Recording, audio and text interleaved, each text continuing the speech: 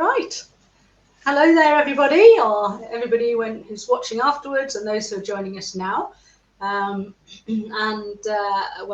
and hello to Emma Kemp, who's one of our SIRPA trained practitioners. So how are you doing, Emma? I am good. Yes, I'm good this afternoon. Looking forward to the chat. Great. And where are you based, Emma?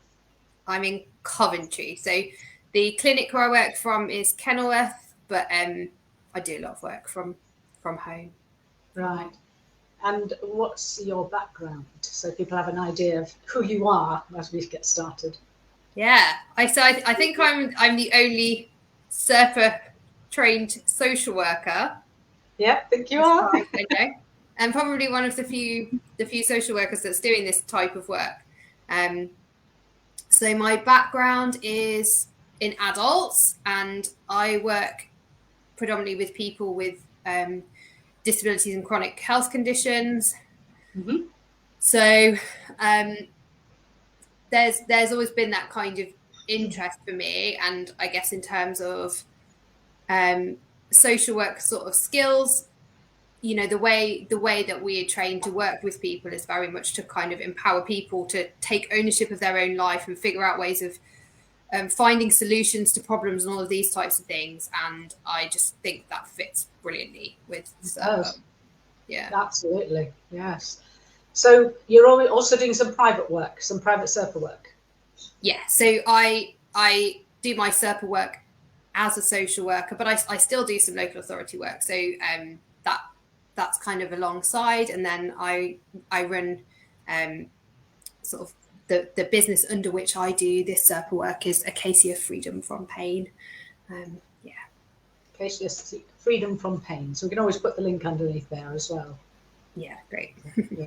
And it sounds to me, from what you've just said to me, that you are walking the talk and putting yourself first after a very hectic, challenging time, and taking, is it 6 weeks sabbatical? I am, yeah. So sounds exciting. Yeah, from the end of April to the beginning of June, I'm going to be going on a very long walk. So I'm sure, like, people will have heard about the Salt Path, the book. Yes. Lots and lots of people have read it, but I realised I'd read quite a number of memoirs of people doing very long walks, and I got to realising that probably it was giving me a message about what I wanted to do. So I'm gonna set off with my tent at the end of April and get as far as I can around the 630 miles of the Southwest Coast Path by the end of the first week of June. Yeah. That sounds fantastic. So have you been always interested in walking before now? For the last few years. So I really like just being outside in the countryside and going for those kind of walks. And I think, like a lot of people, I made more of a kind of a habit of that through COVID and all of the rest of it. So it's become more and more of an important thing in my life over the last few years. Right. Yeah. I think you're right. I think that's happened with a lot of people, and you're obviously benefiting from nature and the exercise, the fresh air, and the sea. And they often say that just being near the sea actually has a really good positive impact on our mental and physical health as well. Physical health down the line. Oh yeah, I was on holiday back in September, and so I'd worked the whole way through the summer. I had a really, really difficult summer, and I'd just been holding off going away, and I went off on this camping trip on my own, sort of beginning of September. And if anyone remembers, we were really lucky because we had lots of sunshine, but I was really struggling on this holiday, and I've been going for walks and things. And, you know, about 3 or 4 days in, it was kind of getting close towards the end of the day. And I just thought, do you know what? I need to see the sea. So I drove half an hour in the opposite direction from my campsite and drove to the sea and just stood in the edge of the sea for half an hour and watched the sun as it started to go down. And from that point on, really, I began to feel better, and it's just something very healing, I think, about the sea. Yeah, I agree, absolutely. So I just want to say hello to everybody who's with us. If you'd like to post a comment so we can see who's there, that would be great. And if you've got any questions as we go along, then by all means, post a question as well. But in the meantime, we'll just keep chatting for now. So, Emma, since you've been doing this SIRPA work, is there an area that you particularly find interesting, or that you love to work in, or just generally? Yeah, so I was chatting to Georgie earlier about some training I've recently done around trauma, which I found really interesting. So I'm aware that lots of people that come to us for support with their pain have been through adverse life experiences and trauma.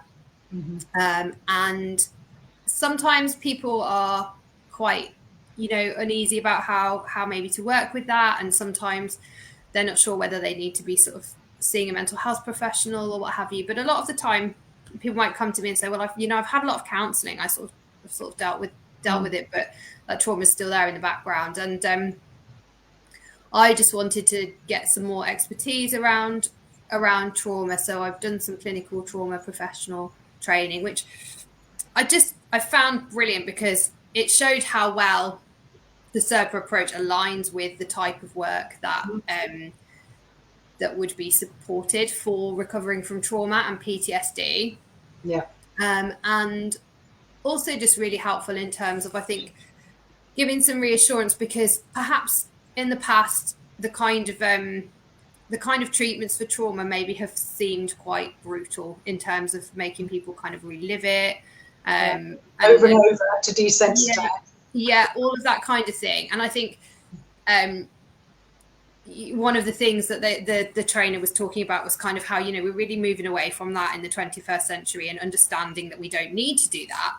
And the training was very kind of somatic focused, very body focused. So really the intervention for trauma for people is the same types of things that we would be supporting, which is learning to engage with your body, learning ways of self-regulating, understanding the impact of anxiety on the body and how to manage that, and essentially kind of finding ways to be able to encounter the things that trigger that anxiety and panic for you in a calm body. And the SIRPA tools are just brilliant for that. So I love the way that aligns really well, and how I guess the kind of the body focused work that we do is just so powerful for overall well-being. Yeah, definitely.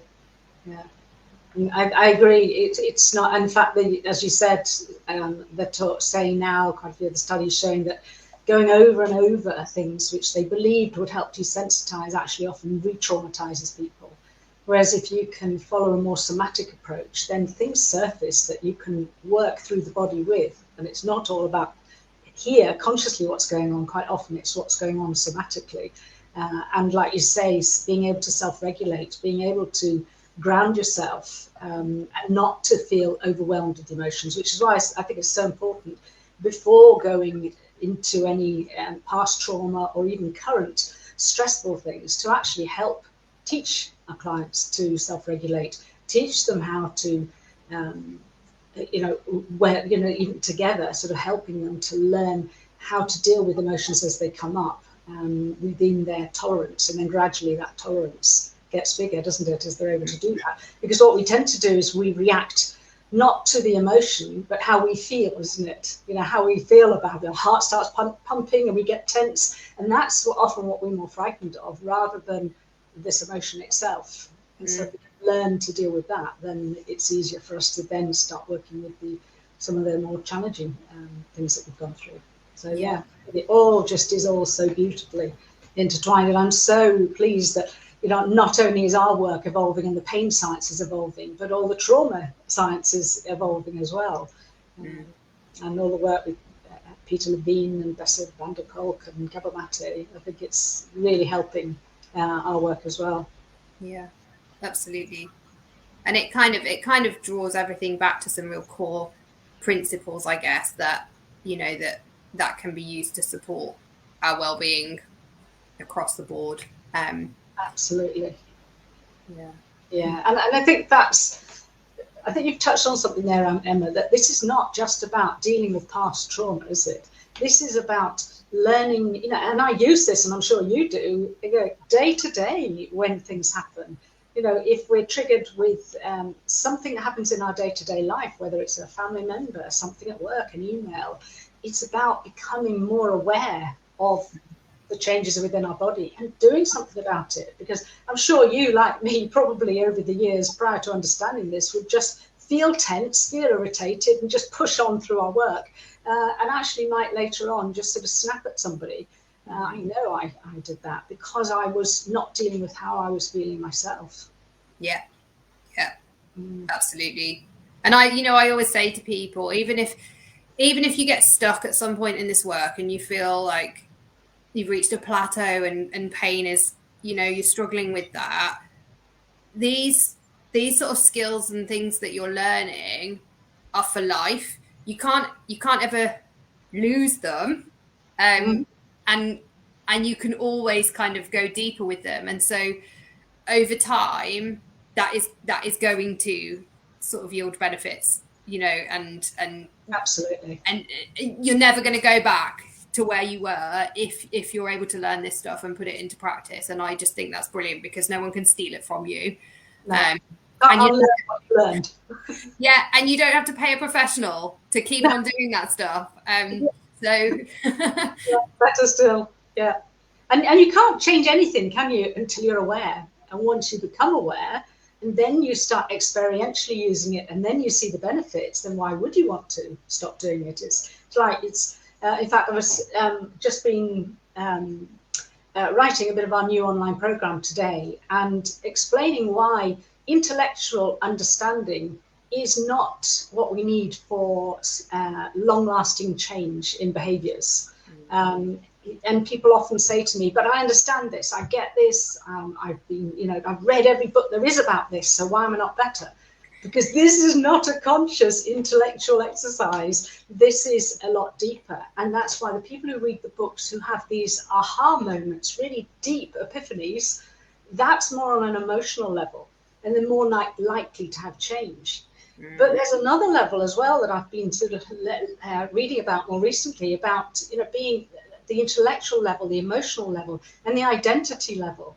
And it's when it gets to the identity level that level, it's deep rooted, and that means you are far less likely to be tempted by something. Let's say a smoker who gives up smoking, and he might intellectually know why smoking is bad for you, and yet still smokes. And yet maybe that person then has a health issue that comes up, and then he really thinks, oh my God, yeah, no, I don't want to die, I don't want to have problems with this. So he stops smoking. So he does that on an emotional level. But if he still I'm saying he, it could be anybody, but if he still considers himself to be a smoker who's given up, he's more likely to be tempted when he's surrounded by smokers. Whereas if he actually really helps himself to build this new identity of I'm a non-smoker, it's less likely to happen. Which is like, vegetarians. Vegetarians don't just slip up and eat meat. I know plenty of vegetarians who do not do that. That's part of their identity, is that they are a vegetarian. Yeah. Yeah. And well, I can see this. But yeah, I can totally relate to that. And again, I would encourage people, because that can take a long time. And I was that person who had the intellectual understanding. And when I first read the books, I think it was David Schechter for me. I did have a big immediate breakthrough, but only got me so far. And for a long time, I just, I had that intellectual knowledge, and I used to get so frustrated with myself, why am I still getting these symptoms and all of this kind of thing? And, I know it all and it makes sense and all of this kind of thing. And to be honest, it's the longer, slower work sometimes of really getting to know yourself, of getting to know your body, of reacquainting yourself with your body.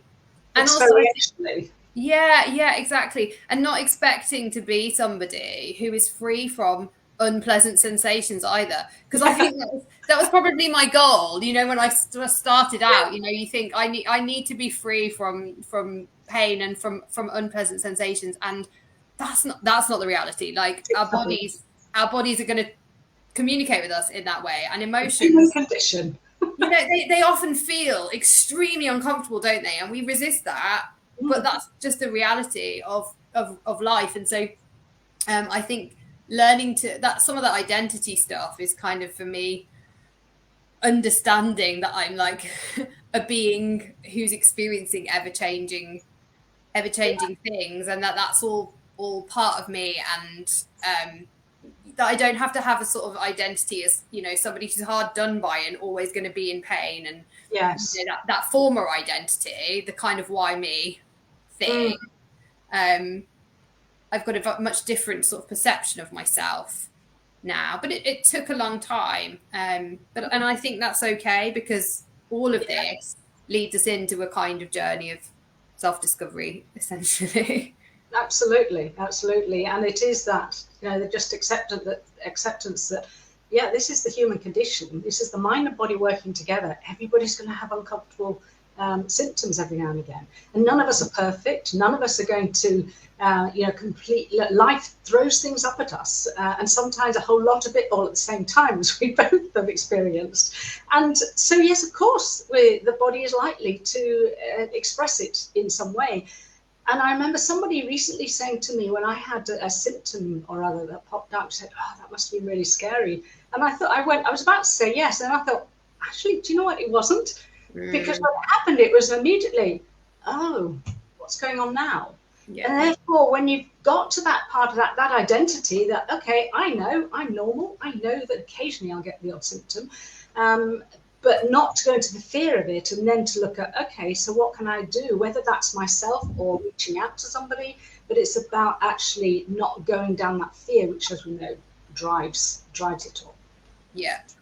And I think I feel so much more empowered to be, you know, in control of my own health, because before, if I got a new symptom, which I always was getting a new symptom, well, I'd be straight to the doctor, you know, and now I only go to the doctor if I feel like there's something that's actually concerning. But more often than not, you know, I have the symptom, I'm able to address it by addressing stuff in my life, and I don't need to keep getting things checked out all the time. Yes, quite. I just want to say hello to Lynn, who's another one of our SIRPA practitioners. I'm glad you made it, Lynn. Nice to see you here. And anybody else there? Well, we know that there are other people there, but if you'd like to send us a quick message or ask any questions about anything, not just what we've been talking about, then please do, and then we can make this more of a integrative chat with people that are watching as well. So the other thing we mentioned beforehand, I know you, in your work, you've said you have an interest also in working with people with autism or ADHD. You've got some experience in that. Do you want to say a little bit about that and how that relates to mind-body symptoms?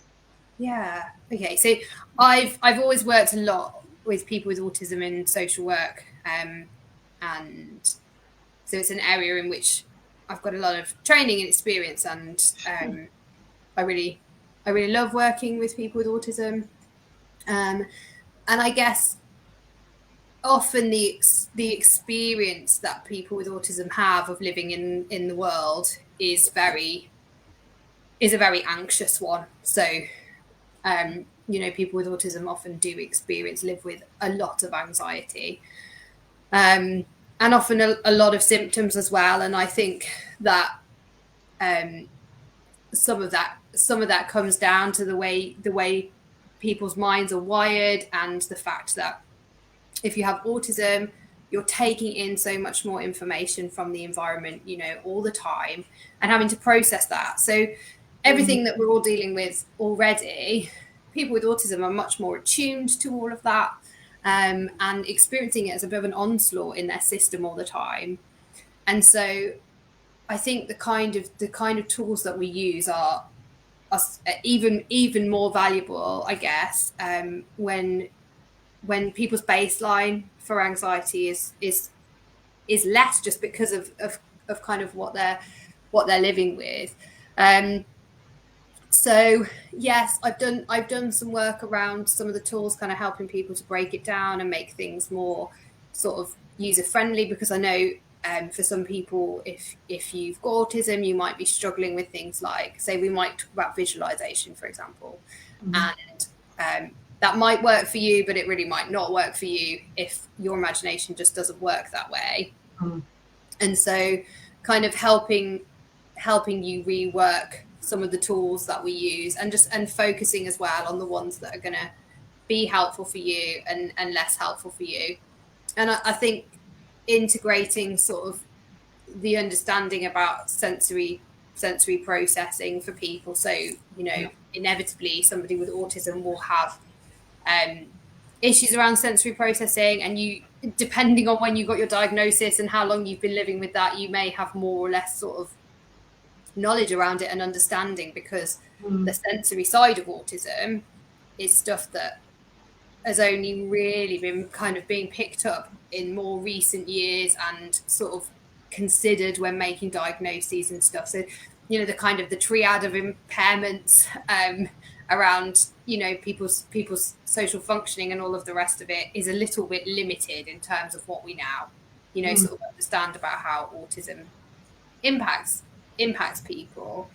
I think the other thing I've observed is that even though sometimes, autism is portrayed as something where people maybe struggle to put themselves in another person's shoes, or to have sort of what we might think of as being empathy. Actually, people with autism are often very highly attuned to other people's feelings, to what's going on for other people, and really sensitive and able to kind of take that in, and it can really impact on people. So I think a lot of the work that we do to help support people with thinking about those kind of triggers, and the impact of kind of taking in other people's emotions as well, and feeling them, how to help kind of with managing that is really, really important.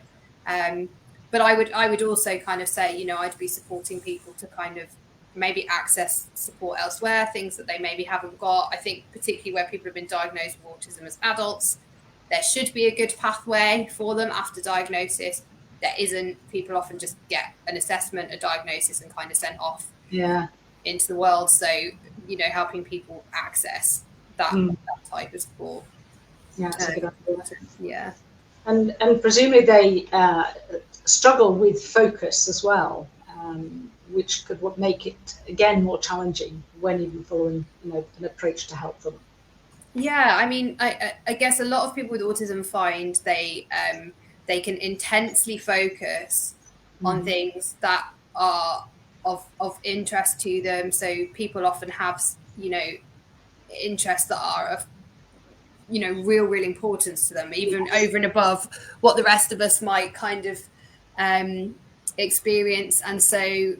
And then at other times it can be very, very difficult to focus on something that maybe isn't of interest, or if you're experiencing a lot of overload from the environment, because often you might find with your senses you're only really able to process one thing at once. So I could be sat in a room with you, Georgie, and I could smell some perfume or something, and that sensory experience would be so strong for me, I wouldn't be hearing a word that you're saying, because that one sense is overwhelming. So finding ways to manage that kind of thing. But I think you mentioned ADHD as well, and I've worked with a few people with ADHD who found very similar kind of things. They can get really intensely focused in something, but that can then mean they almost ignore their body, so they're so focused on the work or whatever. It's really interesting, but 4 hours later they'll realize they didn't stand up, they didn't have a drink, all the rest of it, and actually they've got a headache, or their pain's really flared up because they haven't taken any care of themselves during that time.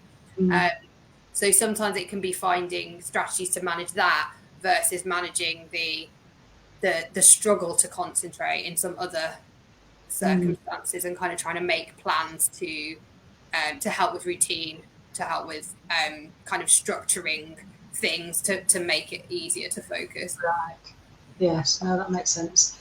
I just want to say hello back to Sue and Kaz. I love how we get SIRPA trained practitioners joining us here. And it just shows how we all learn from each other. That we have got so many experienced practitioners now who all bring their own, like you have with your social work and your work with autism. I think it's lovely that we all bring something to the table, our own previous experiences and time in our work, and then we're all learning from each other, which is fantastic. So, any of you got questions? Anybody else got any questions or any comments on what's been discussed so far, or what you've observed maybe? And then do just post a question. So, in the meantime, have you had, let's say, patients with autism who have done well with TMS symptoms, for example? Well, so okay, I haven't got a very big sort of sample size to kind of and I think some people as well don't necessarily have a diagnosis and all the rest of it. I think people find it harder, and so what I would say is there's got to be a kind of holistic support to people, because sometimes the SIRPA techniques on their own are quite hard for people to implement in the way that we would maybe normally do that because of some of the other needs. So I guess what I would say to somebody with autism who's kind of unsure is about making sure that you get the support from people who understand autism and who understand you and who are prepared to listen to you, because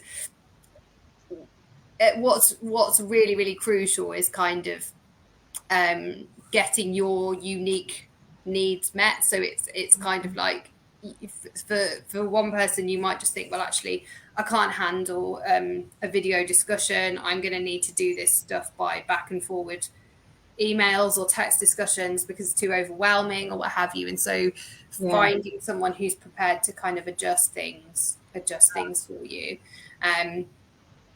But so I suppose from me personally, I haven't worked with loads and loads of people with autism in this context as it goes.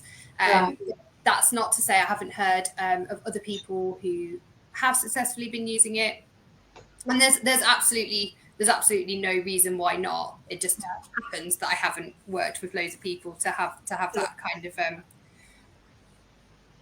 sort of testimonials.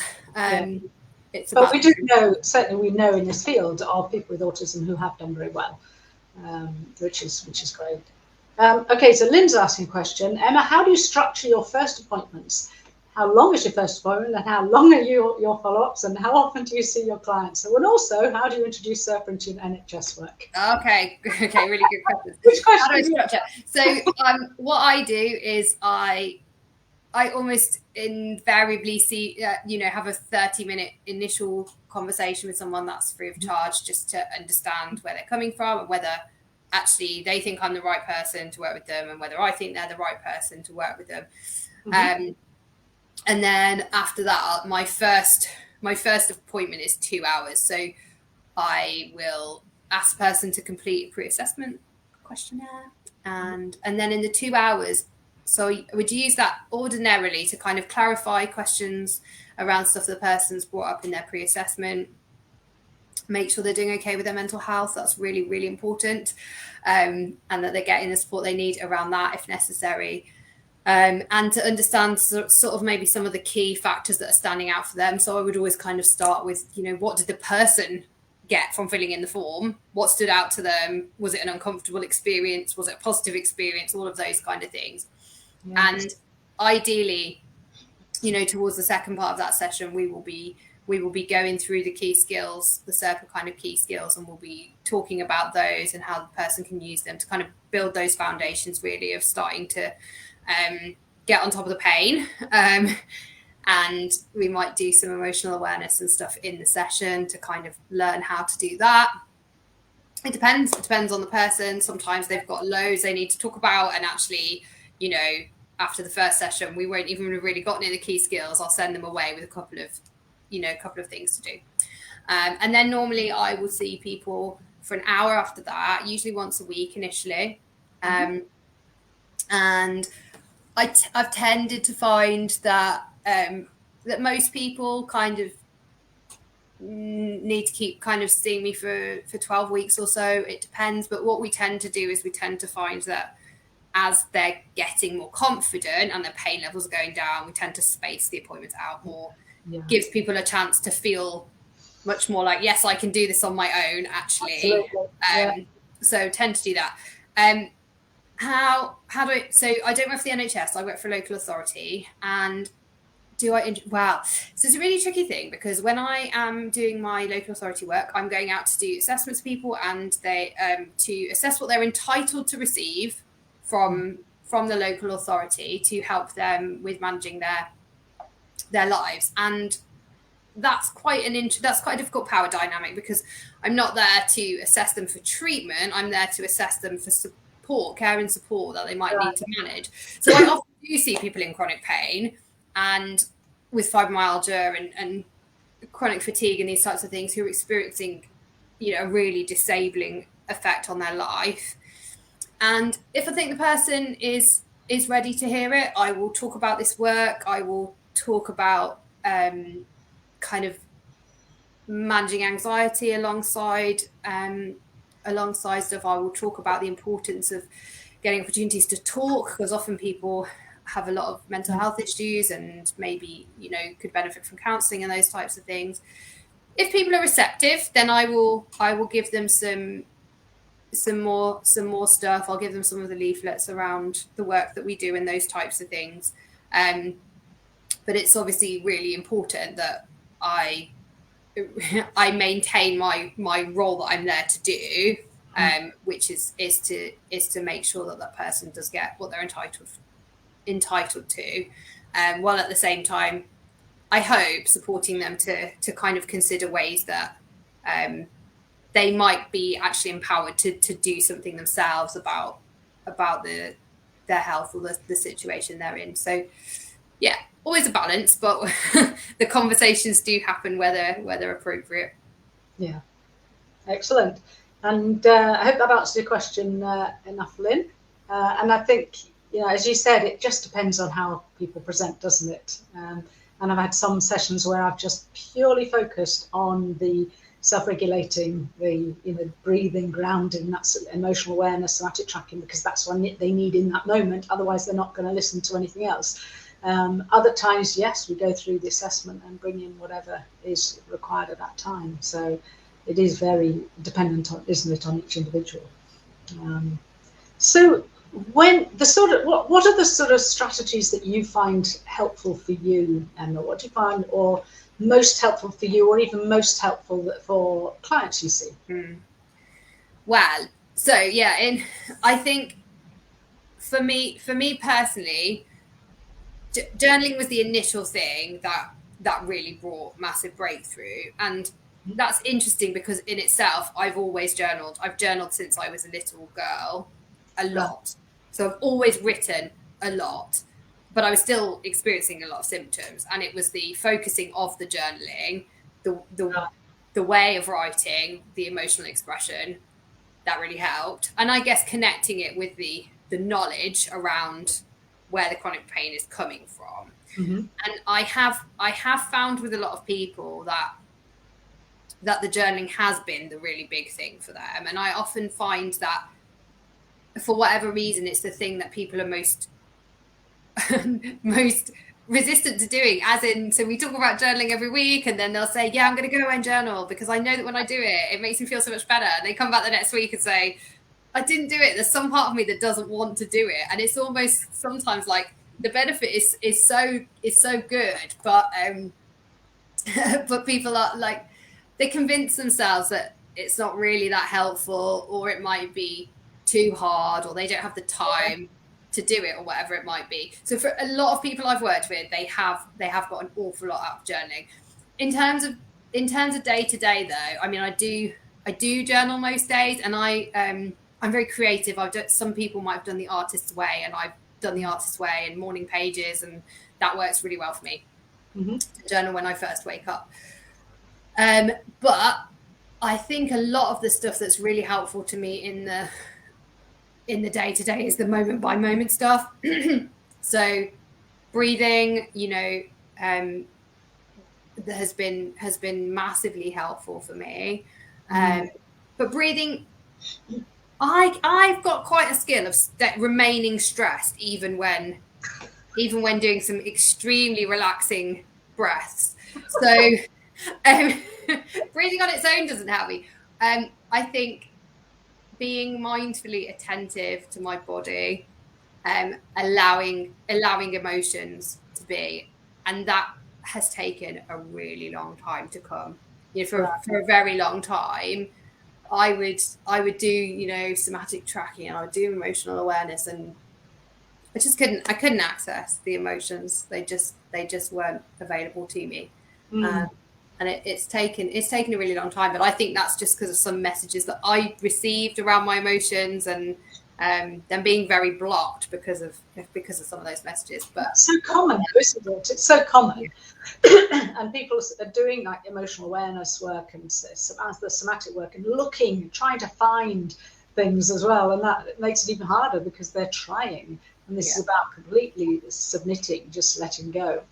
And even then, it's like developing a new skill, or developing a new sense, this interoception. And if you, I often think about it as, learning Braille, for example. You don't put your fingers on a Braille book and can interpret it.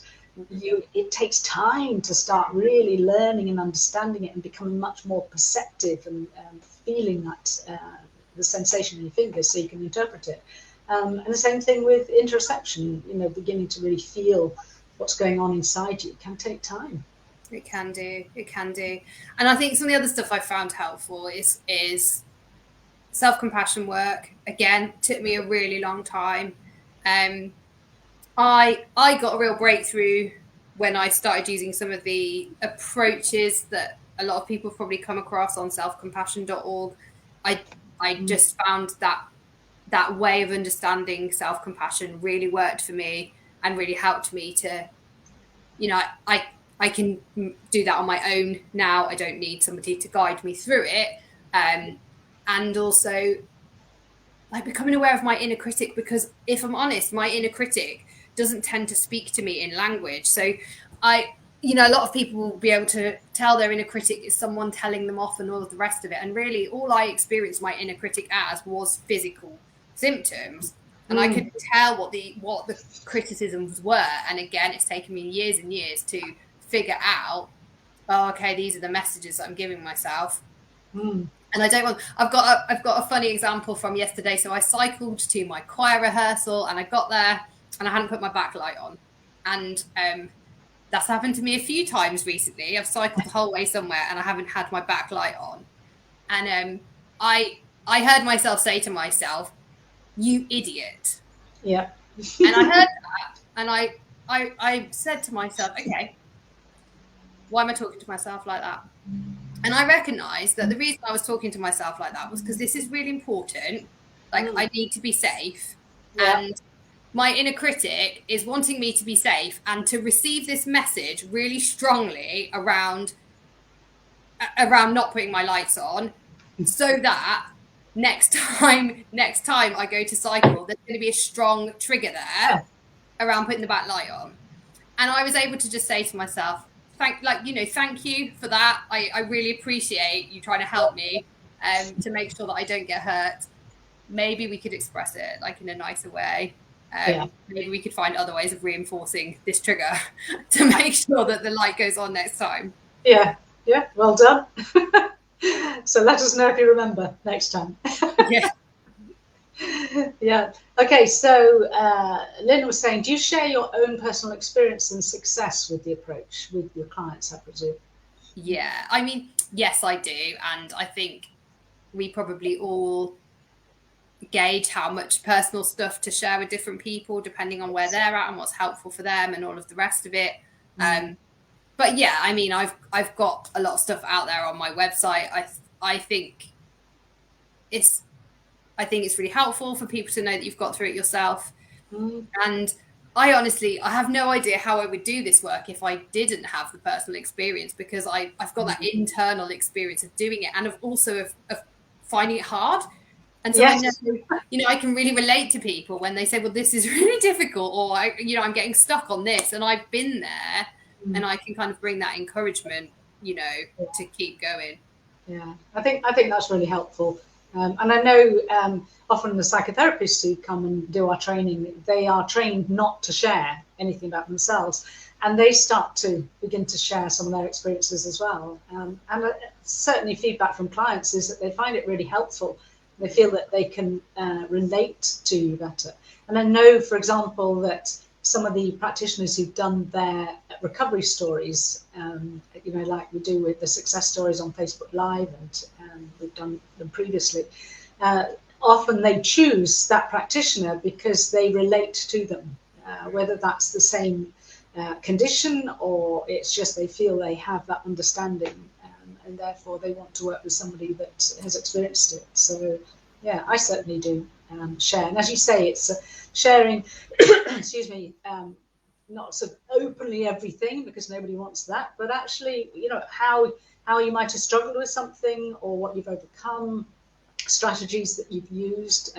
This is why it was well over a year ago now, I wrote the blog about when my patella, my kneecap, subluxed, and it was I think I was talking about it on a Peer Connect webinar that we have. You know, one of the regular peer support webinars that we have with all the practitioners. And they were saying you want to write that up as a blog because there's a lot of learning in that, and I did, and that was the occasion when I wasn't scared when it happened. It was agony, but it wasn't fear, because I just thought, I'm sure I haven't actually physically damaged this. I wasn't 100% sure at the time because I was doing something active, but I also knew that pain is not related to tissue damage. So the pain could just as whatever I was going to do was going to help with that anyway.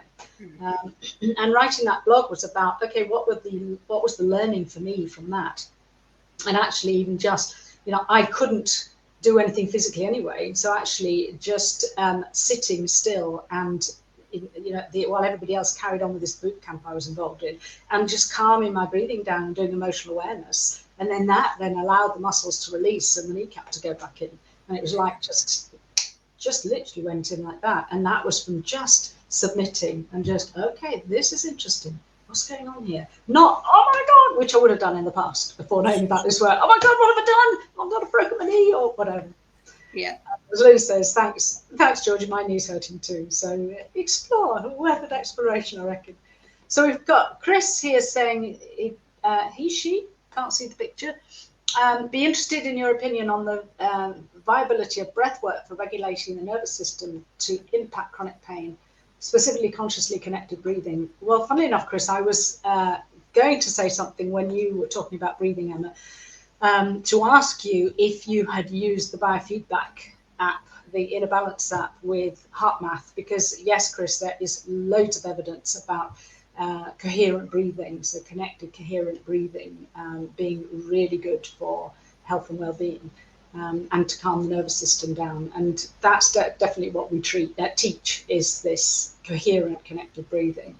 And I certainly find it hugely valuable, because it's helping people become mindful. So rather than freaking out at the pain, so this is basically what I did, Chris, when my knee had sublux, which is not a dislocation, but it was just the muscles went and pulled it out of the groove the kneecap's supposed to be in, so I couldn't bend or straighten it. Blog's on the SIRPA website if you're interested. But by sitting and not moving and just doing calm, coherent, slow, rhythmical breathing, and just being curious and noticing what was happening within me and asking myself how I felt, that allowed things to settle down. And in the blog, I mentioned all the significant issues that have been going on. And then one final, in fact, there was even an additional trigger, which I didn't mention in the blog for certain reasons, but I don't know who's going to read the blog.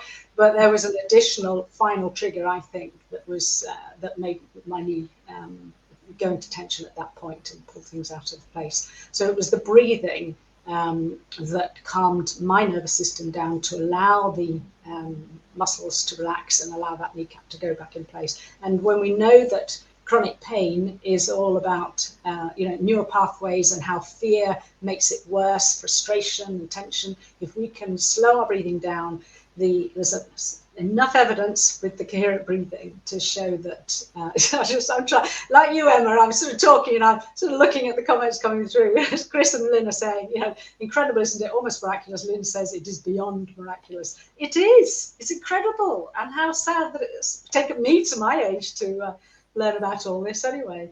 So breathing for me is a huge, for me personally in my life, I use different types of breathing as well, because now I've got into the Wim Hof breathing as well, which I find helpful for other things. And certainly nasal breathing, I focus on wherever possible breathing nasally, because there's plenty of evidence in that. But on the whole, the coherent breathing. And in fact, as we're talking about that already, somebody in my family was found to have high blood pressure leading up to Christmas. And we got a blood pressure machine, and just spending 5 minutes on the Inner Balance app of HeartMath, which I already had, the biofeedback machine, he did 5 minutes of breathing and brought his blood pressure down from, it was 143/92 down to normal. And that biofeedback is like, now that gets him from the understanding, okay, breathing's supposed to be good for you, but not really doing it, to actually, oh my God, look what's happened, to then actually practicing that regularly on and off since then. And his blood pressure's been fine since then. But it has been really, it can be so miraculous. You can't argue with the evidence, can you? There's so much evidence out there to support it that, it's just... it was one of the things, I think, for me when I was training to become a practitioner, it was maybe one of the areas that I hadn't really considered before doing it. So actually doing the SIRPA training for me was the thing that got me into breathing, and also to kind of focus more on mindfulness, because I'd kind of always considered myself to be quite a mindful person. I am in some ways, but I can also get very caught up in my head. I'm very, very intellectual kind of thinky person, and I'm very ideas focused. So I can live up there, forever. Yeah. So kind of being more attentive and deliberately mindful. And there's just so much you can do with breathing, isn't there? It's just, the ways of kind of restoring calm to the body. Absolutely. Incredible. I loved it when we were on holiday before Christmas. We had both our kids with us, who are 29 and 31, and it was my kids talking to my husband about mindfulness and breathing. I was going, yes. So they definitely have taken it all on board, and journal, especially my daughter's a big journaler and has done for years since I came across this work, so a long time now, from mid-teens. But I loved it that it was coming from them, not from me. Yeah, it's embedded. Absolutely, yeah. So, any other questions from anybody? Anything you want us to discuss, or any questions that you have? Out of interest, we've had a couple of these Q&As where we talked more about breathing. One with Lorna Nicholson, one with Lindsay Hayes. So there's much more about breathing. What's one of the books? I'm trying to remember what it's called. James Nestor book about breathing. I can't remember what the title is now, but that's a good book. And then I think Lindsay mentioned another one that I've put on Audible. I haven't actually listened to it yet. So yes, there's a lot of evidence and a lot of really interesting books that, if you are interested in the breathing side of it, how you can improve that for yourself. Dr. Chatterjee's got some good podcasts as well on the breathing subject. Yeah, and interestingly, he's Just Breathe by Dan Brown. Okay, haven't heard of that one. Yes, I haven't read all of that, but I've read some of it, and he's got some audio stuff that goes with that book, and right. I would say that's really good as well. I'm just wondering if I can tell you the name of the other one, because I think it was on Audible. I'm not sure, but I'll check. The Rangan Chatterjee you mentioned, he is, I noticed, is doing a brief tour around the UK, and his work you can see from his podcast that he's doing, how his whole understanding has just gone boom from all the, talking to Gabor Mate, Huberman, all sorts of people. It seems really good.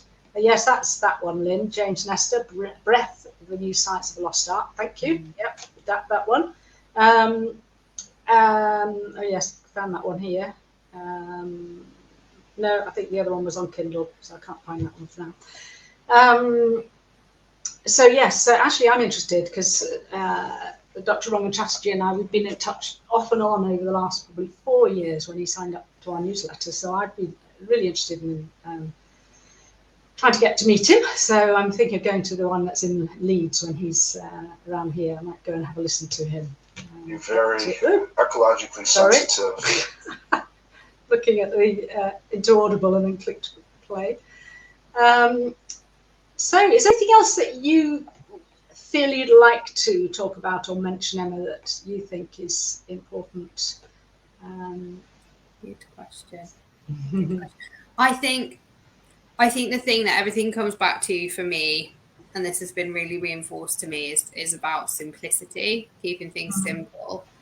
Often I find when people have tried this approach and struggled by themselves, they've got themselves caught up in the complexity of it, and I completely can understand why, because we're often overthinkers, maybe, that kind of experience. And there are so many books around this now as well. Yeah, there's so much out there. There's so much you could learn. You could, I'm sure, get multiple degrees in it and all the rest of it. And often that it's just fueling people's frustration. It's stressing them out. It's making the pain worse, and they're just thinking, "Why me? How come when I know all this stuff and I believe it, I'm not getting better?" And people can really be at the end of their tether with all of that and have lost hope about getting better. And I just find we always just need to bring it back to the simple stuff, and that reconnecting the mind and body, the tuning in to yourself, the giving yourself a break, stop being kind to yourself, all of this stuff, make space to allow someone, and there is a place for all that complexity and whatever. It's helpful, the knowledge is helpful, but sometimes we can't even make use of it until we actually kind of take the pressure off ourselves and go, do you know what, it's going to be okay. And actually, David Hanscom talks about all pain essentially being anxiety, and for me that's a really helpful way of looking at it. I come back to like what's going on in the body, what's going on with the sympathetic nervous system, where are we at on that spectrum? Are we in that stress, fight, flight, freeze kind of response place? And the techniques to manage that are really, really simple things. And we can just make such a huge step forward with some really little sort of practices. So don't overcomplicate. I think that is a really good point, actually, Emma. And I think we know that the education side is important, because that's often when people have aha moments, and it's just having that understanding. But then it's about not focusing on, okay, let me learn more, let me understand it more, let me read, deep neurophysiological books or whatever. That's not needed. It is very, very simple, very, very basic. And as Steph says, I've come at the end of the chat. So Steph has persistent pain and struggles with fear and gets frustrated that now she understands it, but she can't turn it off. And you're definitely an overthinker. I would definitely go back to the beginning of this talk, Steph, because we did talk about some of that then, and you might find that helpful. And then really just recognizing that overthinking, feeling frustrated and fear, unfortunately, drives that, the pattern, drives the pain cycle. And the more you can start, look at your doubts, look at your fears, address those, and then begin to start looking how you can ground yourself, how you can self-regulate yourself, how you can become more mindful. And those are the simple strategies, aren't they, Emma, to be, even offload onto paper your fears, but then rationalize them, and then practice the self-regulating ones. This are the key skills, just the real self-soothing and being kind to yourself. And people find this word really difficult, the surrender to it, because by surrendering, it's not giving up and you're going to be attacked. It's by giving up. You're not reacting to all the fears, to the pain, to everything. And you remove that resistance to you being able to move forward. So surrendering, submitting, letting go are all similar things. Yeah, definitely. So I hope that helped. Okay, then I think we'll call this a day now. But thank you all for your questions and comments. Nice to see you all. We can't do this without people being there. Or we could, I suppose we could have a little natter anyway, but wouldn't be much fun, would it? Okay, yes, acceptance is not preference. Yeah, absolutely. Okay, nice to see you all. Take care. All the best, everybody. Enjoy the rest of the day wherever you are. Bye. Bye.